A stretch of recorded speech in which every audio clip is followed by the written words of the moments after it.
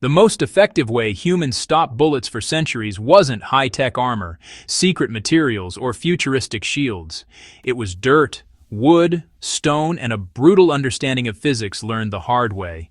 That truth reshaped battlefields, saved lives, and quietly changed how survival itself worked long before Kevlar ever existed.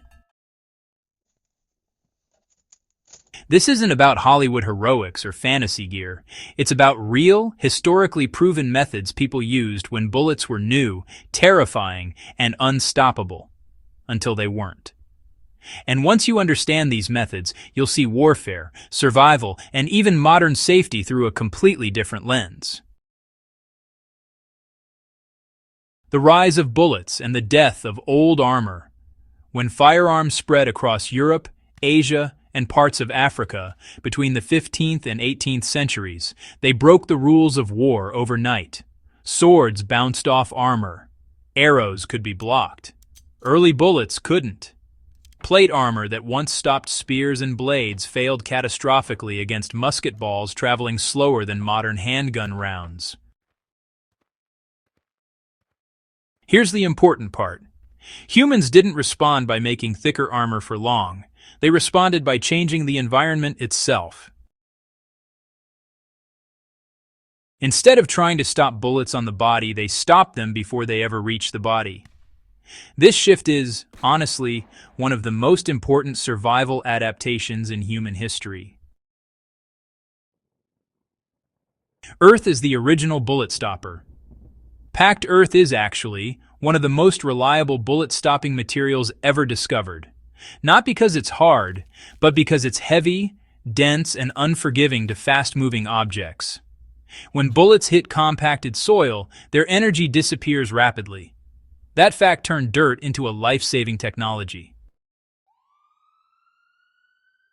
By the 17th century, military engineers across Europe abandoned stone walls and replaced them with thick earthen ramparts. Stone shattered when hit by cannon fire. Earth absorbed impact. Bullets that punched through wooden palisades died inside dirt embankments. This wasn't theory. It was tested daily in sieges. Soldiers survived behind earthworks while bullets flattened and stopped just inches inside packed soil. This is why trenches became dominant long before World War II. The science was already proven centuries earlier. If there's one lesson survival history screams, it's this: Earth beats speed. Why wood worked better than you think? Solid wood wasn't perfect, but layered wood changed everything. A single plank could be pierced. Several layers separated by air gaps could stop or destabilize bullets surprisingly well. That's why early gun shields, ship bulwarks, and wagon forts relied on thick timber construction. In the American frontier, settlers stacked logs rather than building thin plank walls. During conflicts, these log walls absorbed bullets by forcing them to yaw, flatten, or lose energy between layers. Even when bullets penetrated, they emerged slow and misshapen. Wood didn't stop bullets by hardness. It stopped them by resistance over distance. That principle still matters today. Stone walls and the myth of invincibility. Stone looked strong, but bullets exposed its weakness early. Masonry fractures, sending deadly fragments inward. Medieval castles learned this lesson painfully when firearms arrived. Thick stone walls stopped bullets initially, but over time they became liabilities. This is why later fortifications buried stone behind earth or replaced it entirely. Survival shifted away from rigid strength toward controlled absorption. The goal wasn't to be unbreakable. It was to waste the bullet's energy before it could kill. That lesson appears again and again in history. Flexibility saves lives. Rigidity gets people killed. The trench revolution before the modern age. Trenches weren't invented in World War I, they were perfected there. The real innovation happened centuries earlier, when soldiers realized that going lower, not higher, kept them alive. A shallow trench backed by piled earth could stop musket fire cold. Add angled walls, and ricochets vanished. Soldiers crouched behind dirt while bullets passed overhead or buried themselves harmlessly in soil. This technique spread worldwide because it worked everywhere: Europe, Asia, Africa. Wherever firearms appeared, trenches followed. It was survival logic in its purest form, and it required nothing but shovels and time. Sandbags and, well, the science of slowing death. Sandbags are actually one of the clearest examples of ancient wisdom surviving into modern war.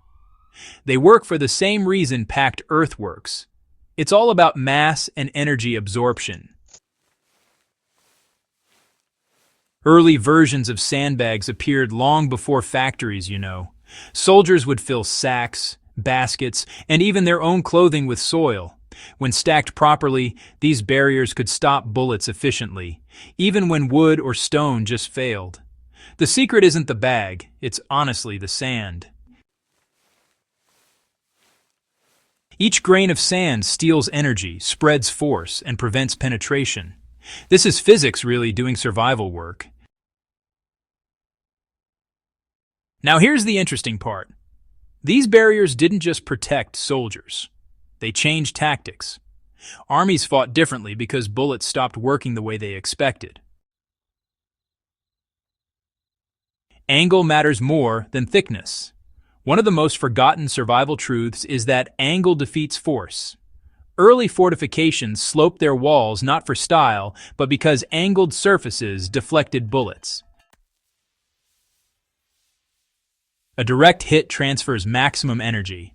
A glancing hit loses it. This principle appeared everywhere. Sloped trench walls, angled earthworks, slanted shields on wagons. Even naval ships angled their wooden hulls to reduce penetration. Survival wasn't about stopping bullets head-on. It was about refusing to give bullets a clean fight. Another overlooked bullet stopper is space itself. Bullets lose energy rapidly over distance, especially early firearms with inconsistent powder and round balls. Soldiers learned to place barriers farther out rather than close in.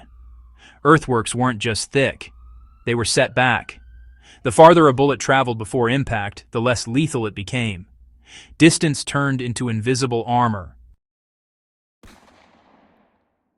What history teaches survival today? The real lesson isn't how to stop bullets with primitive materials.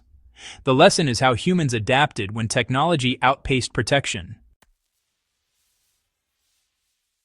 They didn't chase perfect armor.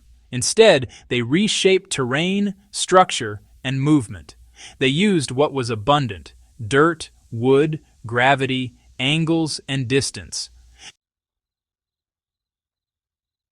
And they trusted physics over brute force. Even today, modern survival still follows these rules. Whether it's natural disasters, conflict zones, or crisis preparedness, the smartest defenses are passive, layered, and honestly kind of boring. No heroics, no gimmicks, just systems that quietly work. Why this knowledge still matters. This history matters because it reminds us that survival isn't about strength. It's about understanding reality and working with it.